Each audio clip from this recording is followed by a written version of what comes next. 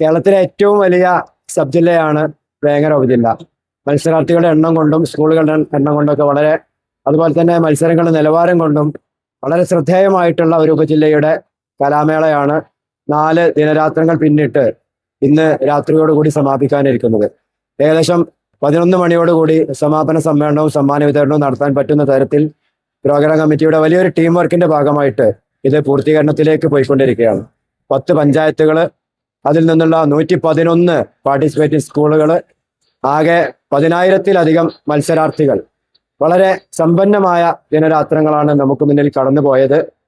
ഇനി ഏതാനും വേദികളിൽ ചില മത്സര ഇനങ്ങൾ കൂടി പൂർത്തീകരിക്കുന്നതോടെ ഈ മേളക്ക് പരിസമാപ്തി കുറിക്കപ്പെടുകയാണ്.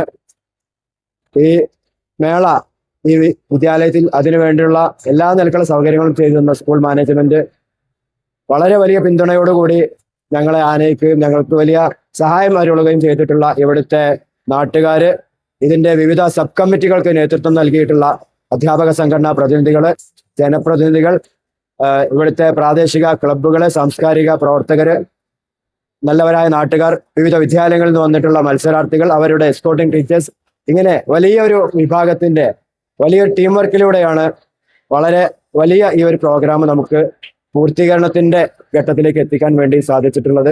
യാതൊരു വിധത്തിലുള്ള പ്രയാസങ്ങളോ മറ്റോ ഇല്ലാതെ തികഞ്ഞ അച്ചടക്കത്തോടു കൂടി, കലാ ആസ്വാദനത്തോടു കൂടി ഈ ഒരു ഘട്ടം അവസാനിപ്പിക്കുമ്പോൾ ഏറെ സന്തോഷവും ചാരിതാർത്ഥ്യവും അഭിമാനവും തോന്നുന്നു.